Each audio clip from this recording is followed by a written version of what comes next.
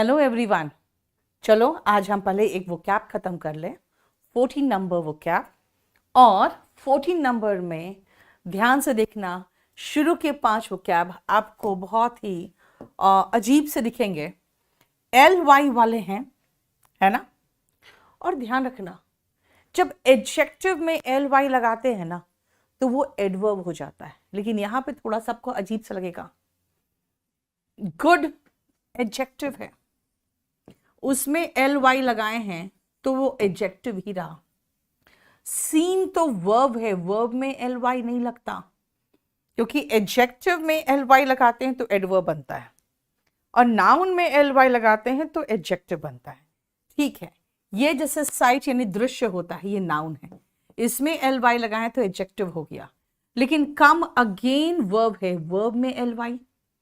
और होम जो है अगेन ठीक है, नाउन होता है, होम एडवर्ब भी होता है, तो इसीलिए यहां पे ये नाउन दिख रहा है, तो नाउन में एल वाई लगाया तो एडजेक्टिव बन गया। अब आते हैं, पहले हम लोग मीनिंग समझ लें सबका। सीम दिखना, तो सीमली हो जाता है देखने लायक, यानी आकर्षक, अट्रैक्टिव, ब्यूटीफुल, है ना। देखो, गुड लुकिंग, हैंडसम, मतलब जो देखने में अच्छा लगे, लड़का हो या लड़की हो। ठीक है, नेक्स्ट आओ साइटली। अगेन मैंने कहा साइट मतलब दृश्य, तो साइटली मतलब अगेन देखने लायक। समझ में आ गया? ऐसे याद रखना, सीम मतलब दिखना, तो सीमली देखने लायक। साइट मतलब दृश्य, तो साइटली मतलब अगेन हो गया देखने लायक। ठीक है, गुडली और कमली, ये 4 सिनोनिम है। कौन कौन है? सीमली, साइटली, गुडली एंड कमली। इन चारों का मतलब होता है attractive, beautiful, good looking, handsome, ये सब इसका मीनिंग है।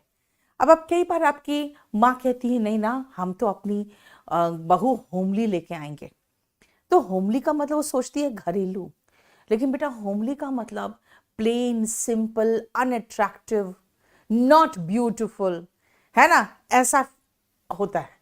अब आप खुद सोचो, अगर ऐसी बात है और अगर आपकी माँ जो चाह रही है, जो वो विश करती है कि मेरी बहू जीन्स वूंस ना पहने, भाई होमली बहू चाहिए मुझे, है ना, और कहीं उनका प्रेयर सुन लिया भगवान ने, तो बेटा उनको समझा दो कि होमली ना बोले, क्योंकि होमली का मतलब एक और निकलता है, प्लेन, सिंपल, अनअट्रैक्टिव।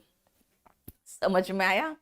देखो, सीमली, साइटली, गुडली, कमली, चारों का जो एंटोनिम है वो होमली है। समझ में आ गया? बोलो, कोई प्रॉब्लम यहां तक?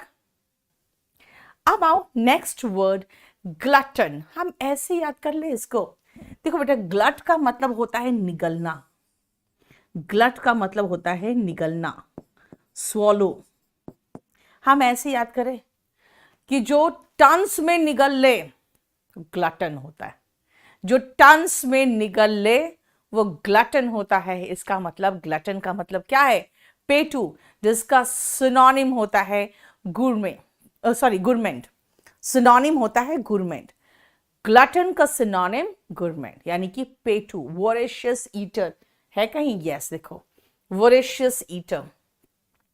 अगर इसका एंटोनिम देखोगे तो इसका एंटोनिम होता है सीटोफोबिक, जिसको खाने पीने की चीजों से डर लगे, उन्हें खाना दोगे तो उनको डर महसूस होगा, क्योंकि फोबिया मतलब क्या होता है? डर। तो खाना देख के जिसको डर महसूस हो वो सीटोफोबिक होता है। क्लियर? अब आओ, अगर हम ग्लटन गुरमेंट की बात करें तो देखो एक बार, GOUR, ये जो वर्ड है ये खाना का ही रूट है, इसीलिए गुरमे का मतलब होता है जो खाना पीना बनाने में एकदम पारखी हो, एक्सपर्ट हो, है ना, उसको गुरमे कहते हैं।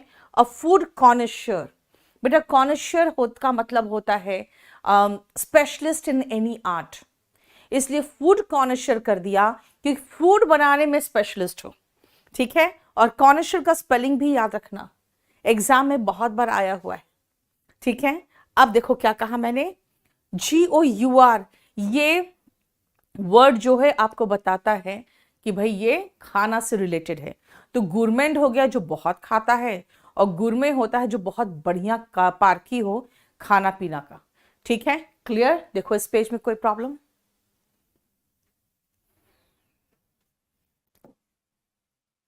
नेक्स्ट आओ, इस पेज में अगेन आपको कुछ कुछ रूट मिलेगा, वेन और ग्लोरी। वेन का मतलब घमंडी और बेकार में भी होता है, ग्लोरी का मतलब भव्यता।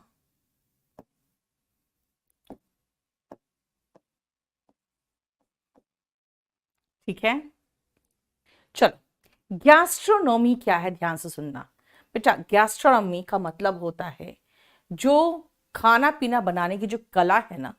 आप देखोगे बहुत सारे वीडियोस गैस्ट्रोनॉमी पे आजकल दिख जाएंगे। पहले लोग जाते थे कहीं पर पैसे देकर और बनाना सीखते थे, खाना बनाना। आजकल देखते हो ये सारे यूट्यूब से फ्री मिल जाएगा आपको। So what is that? Gastronomy, जो खाना पीना बनाने की जो कला होती है वो गैस्ट्रोनॉमी होता है। ठीक है, खाना पीना बनाने की जो कला होती है वो गैस्ट्रोनॉमी होता है। ठीक है बेटा, याद रखना ये सारे जो वर्ड्स हैं, जैसे गैस्ट्रोनॉमी हुआ, गुरमेंट हुआ, गुरमे हुआ, कई बार रिपीटेड हुआ है एग्जाम में, इसलिए इसको ठीक से करना। नेक्स्ट आओ, वेन ग्लोरी। वेन का मतलब होता है घमंडी और ग्लोरी का मतलब भव्यता, यानी बिना बात का घमंड। कई बार ऐसा हुआ बड़े बड़े राजा महाराजा बर्बाद हो गए बिकॉज ऑफ वेन ग्लोरी, यानी बिना बात का घमंड होता था, यानी हाथ से सत्ता जा रही है ना, ब्रिटिश साम्राज्य बढ़ता जा रहा है, लेकिन वो अपनी भव्यता और अपने घमंड में बैठे हुए हैं। सो वेन ग्लोरी का मतलब बिना बात का भव्यता, यानी घमंड, ग्लोरी में यानी सिर्फ दिखावा। ठीक है ना, सिर्फ दिखावा, घमंड दिखा रहे हो बिना बात। घमंडी ऐसे कह सकते हो इसको कि इसमें घमंडी की जगह पे आप लगा सकते हो बिना बात का, है ना, ये भी कह सकते हो, दोनों चीज चलेगा। ठीक है, वेन का मतलब ये हो जाता है घमंडी, दिखावा में, घमंड में चूर, या बिना बात का, क्योंकि वेन का दो मीनिंग है। एक तो वेन का मतलब है घमंडी, एक वेन का मतलब है बिना बात का, है ना।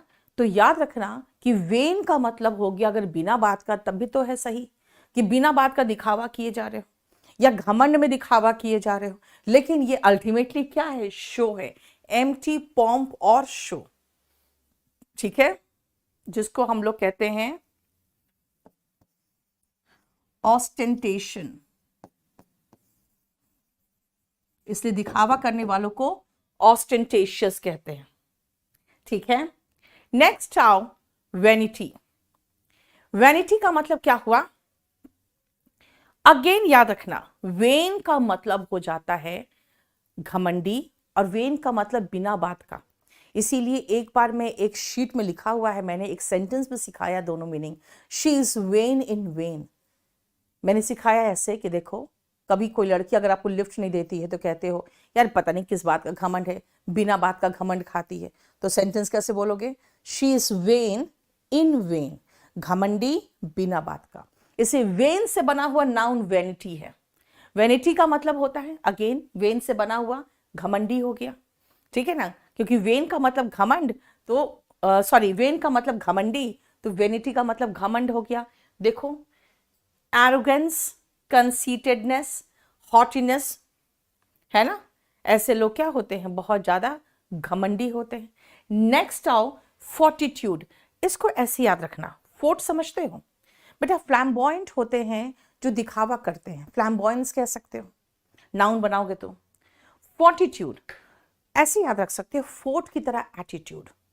फोर्ट का मतलब किला। बेटा किला अगर कोई भेद देता है ना तो वो सत्ता खत्म ही हो जाती है, इसलिए राजा महाराजाओं के किले बहुत स्ट्रांग होते थे, है ना। तो क्या कह रही हूं मैं? फोर्ट की तरह एटीट्यूड, यानी किले की तरह एटीट्यूड, यानी कि एकदम टक्कर कोई दे तो भी हम खड़े रहेंगे, हम में हिम्मत है, ताकत है और हम ब्रेव है ना। क्योंकि फोर्ट जो होते हैं ना बेटा, ये हमेशा एक, इसका रूट जो है, इसका रूट है स्ट्रॉन्ग, है ना। कहते हैं ना आपका फोर्ट किस सेक्टर में है, यानी कि आप किस सेक्टर में स्ट्रॉन्ग हो, है ना। तो याद रखना फोर्ट का मतलब हो जाता है strong. So fortitude is strength of mind that lets a person meet danger, pain और hardship with courage. जो मैंने कहा कि एकदम टक्कर कोई दे रहा है तो आप खड़े हो बिकॉज आप में वो साहस है. ठीक है, दैट इज कॉल्ड फोर्टिट्यूड. यानी कि धैर्य, साहस, आपका सामना करने का हिम्मत, उसको फोर्टिट्यूड कहते हैं. एक्सोडस को आप ऐसे याद रख सकते हो, EX as in exist, exit. EX as in exit. तो एक्सोडस जब होता है ना तो भारी संख्या में लोग वहां से एग्जिट करते हैं. ठीक है, अगर एक्सोडस होता है तो भारी संख्या में लोग वहां से एग्जिट करते हैं.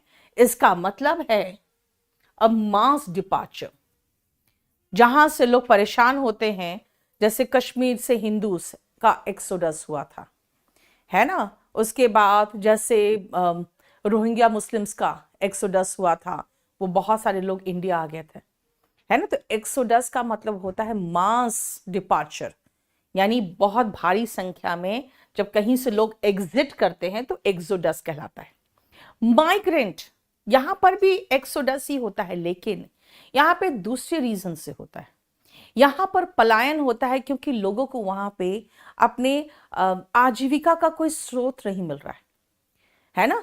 ये जो माइग्रेंट थे, देखे हो जिस समय लॉकडाउन हुआ तो दिल्ली और मुंबई से लाखों लाख लोग पैदल ही चल दिए. वो कौन थे? वो माइग्रेंट्स थे. तो माइग्रेंट कौन है? A person who goes from one place to another especially to find work. जो काम पाने के लिए एक जगह से दूसरी जगह जाते हैं वो माइग्रेंट कहलाते हैं. क्लियर, समझ में आया? देखो इस पेज में कोई प्रॉब्लम बताओ. चलो,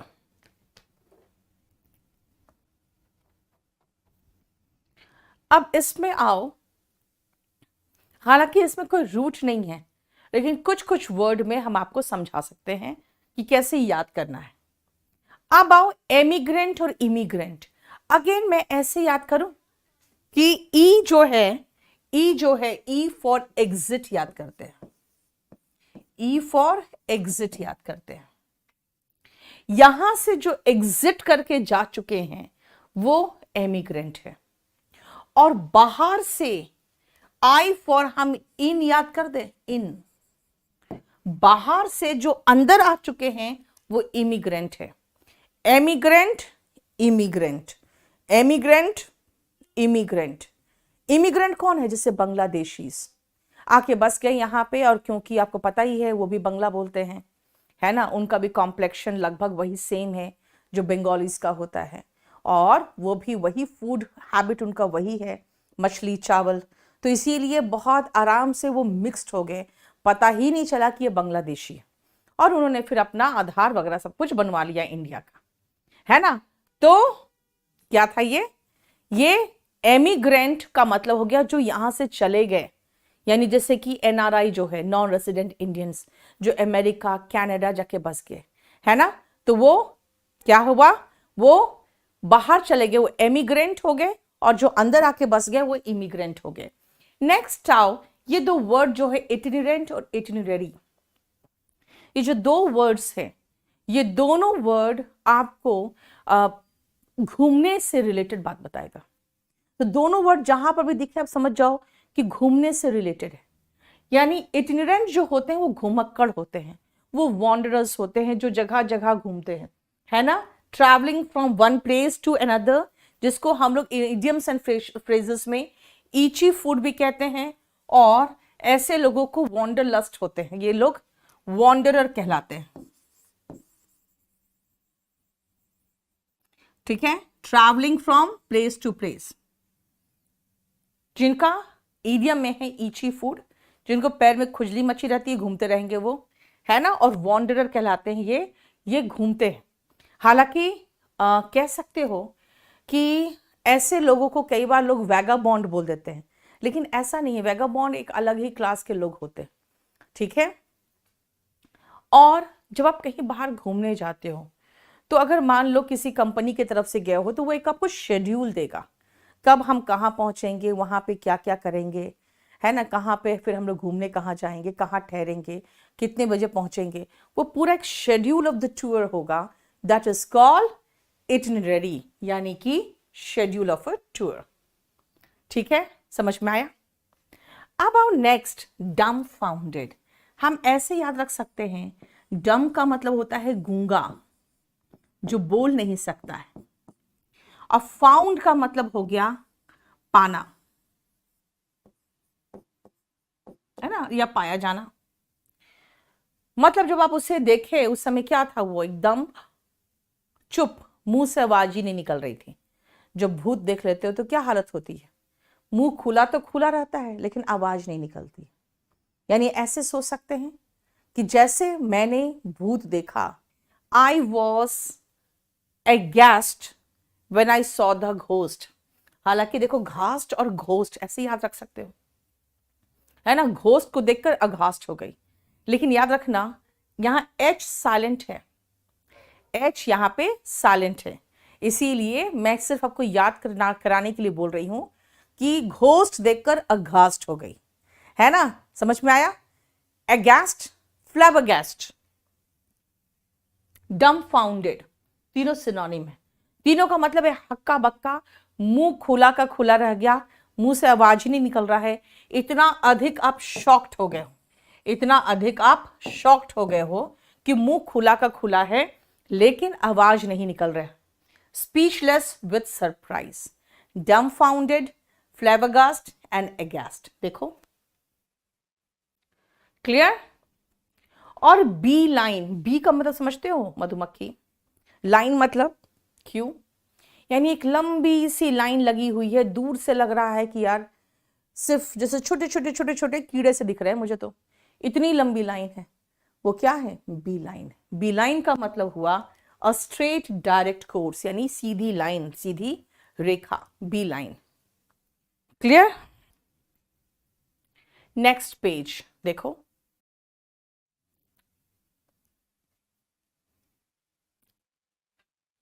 पेडांटिक। What is the meaning of pedantic? जब आप में ज्ञान हो, अच्छी बात है, नॉलेज होना अच्छी बात है, लेकिन जब आप में ज्ञान हो और आप कुछ ज्यादा ही ज्ञान का बखान करें, दिखावा करें कि हमें बहुत ज्यादा नॉलेज है ना, तो आप क्या कहलाओगे? आप पेडांटिक कहलाओगे। One who shows off one's knowledge without any reason, without being asked to do so. आप उनसे क्वेश्चन नहीं पूछ रहे हो, उनका परीक्षा नहीं ले रहे हो, कुछ भी बात होगा अब वो अपना बखान शुरू कर देंगे। That means that person is pedantic. ठीक है? पेडांटिक का अगर आप महिलाओं में यूज देखोगे तो ब्लू स्टॉकिंग होता है। ठीक है? पेडांटिक महिला अगर होती है तो वो ब्लू स्टॉकिंग कहलाती है, लेकिन पेडांटिक पुरुष जो है वो पेडांटिक कहलाएगा, महिला ब्लू स्टॉकिंग कहलाएगी। दोनों ऐसे लोग होते हैं जो बिना बात का अपने ज्ञान का बखान कर रहे होते हैं। नेक्स्ट आओ सुजॉन। एक शॉर्ट स्टे कहीं करते हो ना, है ना, वो आपका सुजॉन होता है। एक short stay, a temporary stay, कहीं पर जा रहे हो या कहीं से आ रहे हो या कहीं पर एक शॉर्ट स्टे कर रहे हो, है ना, तो क्या होता है? वो सुजॉन होता है। क्लियर? समझ में आया? देखो जरा ध्यान से, पेडांटिक एंड सुजॉन। अब इसके बाद इडियम्स एंड फ्रेजेस आएगा। नेक्स्ट आओ, 25 से हमारा इडियम चालू हो रहा है, जरा देखो। Dime a dozen. बेटा डाइम का मतलब है ना, जैसे यहां पे कहते हैं ना एक नया पैसा, एक पैसा, वैसे dime smallest unit of currency है, और डजन का मतलब दर्जन, यानी एक डाइम में डजन, दर्जनों मिल जाएगा एक पैसे में, तो इसका मतलब क्या है? बहुत चीप है और इजीली अवेलेबल है, बहुत आराम से उपलब्ध है और बहुत चीप है। क्या है? मैंने क्या कहा? अबंडेंट, चीप एंड कॉमन, बहुत अधिक प्रचुर मात्रा में उपलब्ध है और बहुत ही कॉमन है। ठीक है? क्लियर हुआ? ओके, 24 नंबर आ जाओ। Cut both ways. मान लो मेरा ये सूट सिल रहा है, ठीक है, अब दर्जी ने क्या किया, आगे का ऐसे डिजाइन उनको काटना है। उन्होंने काटना शुरू किया, बाय चांस पीछे वाला भी कपड़ा उसके साथ ही आ गया, या इधर कोने वाला कपड़ा उसके साथ आ गया पीछे से, और उसने जब काटा तो आगे का डिजाइन तो उनके अनुसार कट रहा है, लेकिन पीछे का डिजाइन क्या हुआ? हाँ, पीछे का डिजाइन बिल्कुल गलत कट गया। तो कट बोथ वेज का मतलब है फायदेमंद और नुकसानदेह दोनों एक साथ होना। ठीक है, to affect both sides of an issue equally, है ना, फायदेमंद और नुकसान दोनों एक साथ होना। जैसे कई बार लोग कहते हैं यार ये बिजनेस में ये कर ले, तो कहेगा ठीक है कर लो, लेकिन ये आपको फायदा तो देगा, लेकिन लॉन्ग रन में नुकसान भी दे सकता है। अब लॉन्ग रन में नुकसान दे रहा है, इसका मतलब क्या है कि अभी भी तो नुकसान ही दे रहा है, राइट? इसका मतलब हो गया it will cut both ways, यानी कि फायदेमंद या नुकसानदेह या both side of any issue, ये आपको इफेक्ट करेगा। ठीक है, नेक्स्ट आओ, डाइम में डजन बता दिया, एक दर्जन एक डाइम में, यानी कि इजिली अवेलेबल, बहुत ही सस्ता।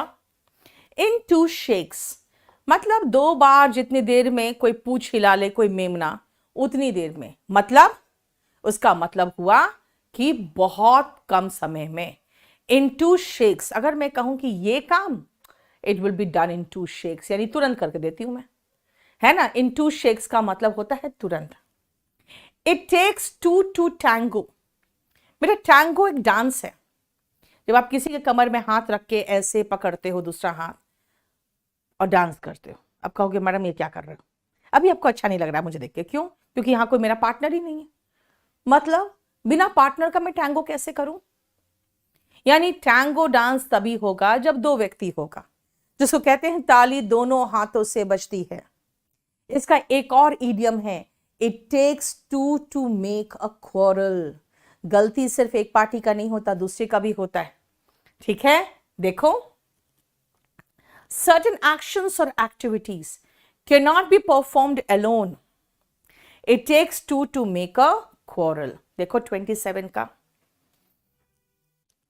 नेक्स्ट आओ 28 to 33, देखो, to kill 2 birds with 1 stone, इसका मतलब एक पत्थर से 2 चिड़िया को मार लोगे, जिसको कहते हैं एक पंथ 2 काज।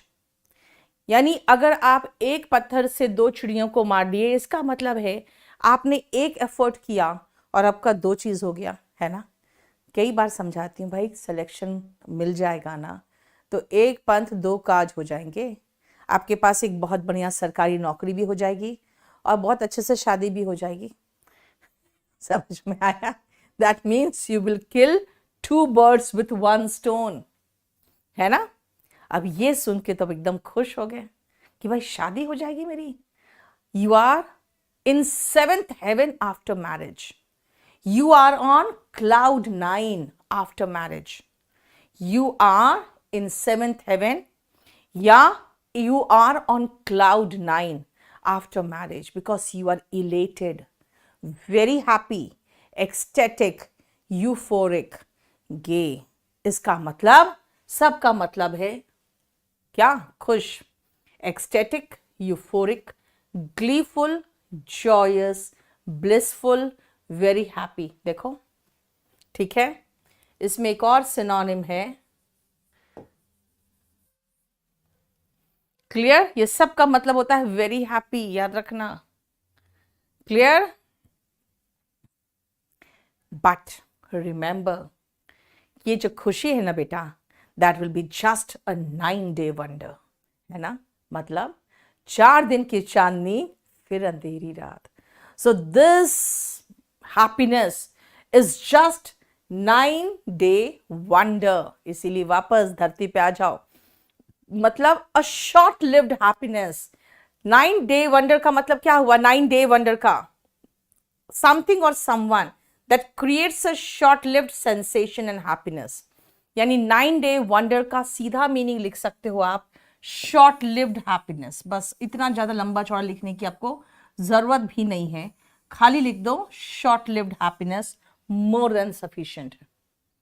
ठीक है, समझ में आ गया? नेक्स्ट आओ, प्ले वंस एस।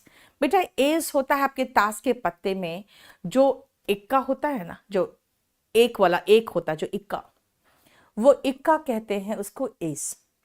जब आप अपना पत्ते का इक्का फेंक रहे हो, इसका मतलब है उसके आगे किसी के पास कोई पत्ता ही नहीं हो सकता। यानी आपने अपना बेस्ट जो था, जो सबसे बेस्ट था आपके पास, आपने वो फेंक दिया।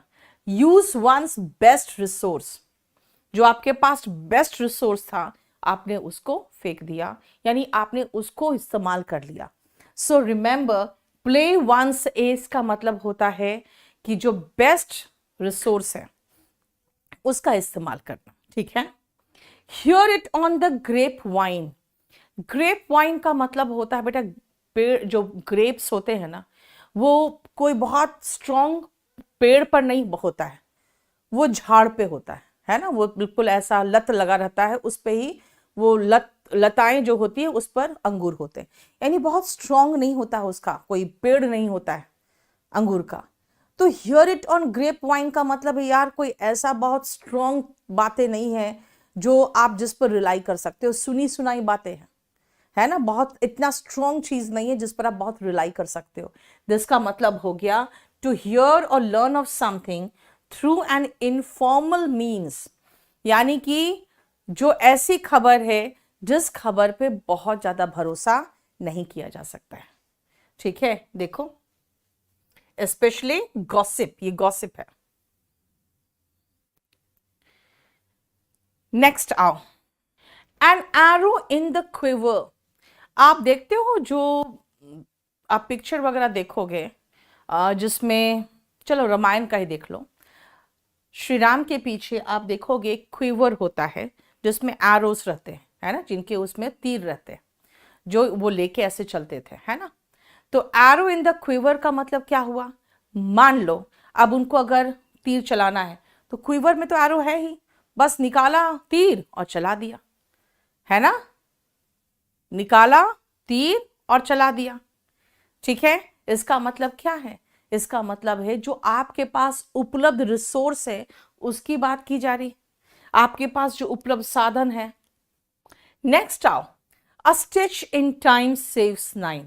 मान लो मेरा कपड़ा यहां से फट जाए, ठीक है, अब मैंने सोचा कि सिल लेंगे ना, बाद में थोड़ा और फटेगा, थोड़ा और फटेगा, थोड़ा और फटेगा, इधर से फटेगा उधर से फटेगा, बस खत्म, है ना। अब अगर मैं बैठूंगी सिलने के लिए तो वो ऐसी सिलाई होगी जिसको मैं पहनूंगी तो लगेगा यार ये तो सिला हुआ कपड़ा पहनी हुई, यानी फटा हुआ पहना हुआ है, यानी कि आपको फिर पहनने में अच्छा भी नहीं लगेगा। दिस मीन्स अब टाइम भी ज्यादा जा रहा है, एफर्ट भी ज्यादा लग रहा है उसको ठीक करने में, और ठीक हो भी नहीं रहा है। यानी सही समय पर जब थोड़ी सी सिलाई खुली थी उसी समय अगर मैंने सिल लिया होता तो मेरा बहुत सारा टाइम, एफर्ट, एनर्जी सब बचता, है ना। इसका मतलब a stitch in time saves 9 का मतलब है it is better to fix a problem when it is small than to wait and let it become a bigger problem. समझ में आया। नेक्स्ट आओ 3 R's। What is the meaning of 3 R's? R से क्या क्या हो सकता है, रीडिंग, ठीक है, आर का मतलब बेटा राइटिंग नहीं होता, लेकिन राइटिंग में भी एक आर आता है। एंड आर से एरिथमेटिक भी शुरू नहीं होता, लेकिन एरिथमेटिक में भी एक आर आता है। ये 3 आर से रीडिंग, राइटिंग एंड एरिथमेटिक। कम से कम थोड़ा सा तो रीडिंग आना चाहिए कि अगर मान लो कोई रिक्शा भी चला रहा है तो एक नोट देख के पढ़ेगा तो कि अच्छा ये तो 10 रुपये, ठीक है, क्लियर। उसके बाद उसको लिखना भी आना चाहिए थोड़ा बहुत, ताकि वो अपना हिसाब मिला सके, भाई मैंने कितना कमाया है ना। एरिथमेटिक भी आना चाहिए, क्यों, अगर मान लो मैं रिक्शे में बैठी हूँ, 40 रुपया हुआ, मैंने 100 रुपया दिए, तो उसको इतना तो पता होना चाहिए कि उसको 60 रुपया वापस करना है। इसका मतलब ये बेसिक नॉलेज है, इतना तो आना ही चाहिए। And that is the fundamentals taught in elementary school. ठीक है, ये रिसाइकल, रीयूज और रिड्यूस नहीं है, वो तो खैर बाद में बनाया गया, क्योंकि जब हम लोग एनवायरमेंट के ऐसे तैसे कर दिए तब ये सारे 3 R's बने। लेकिन यहां पे जो 3 R है वो है आपका fundamental education. 1 in a million, कहते हैं ना लाखों में एक है मेरा बेटा, नहीं, सारे जितने लड़के बैठे हैं सबको पता है कि वो अपने माँ के लिए क्या है, लाखों में एक, यानी वेरी रेयर, ऐसा तो है ही नहीं, है ना, ऐसा तो है ही नहीं कोई मेरे जैसा, नहीं, a person or thing that is very unusual, special और admired, one in a million, right, not one iota, iota मतलब बेटा इतना सा, मतलब इतना सा, मतलब थोड़ा सा क्वांटिटी में, इतना सा भी नहीं, नॉट वन आयोटा, यानी the police did not find, the police found not one iota of evidence against him. इसका मतलब उसके खिलाफ इतना सा भी सबूत नहीं मिला, मतलब not even tiny bit, not at all, not लगा हुआ देखो। नेक्स्ट आओ one too many।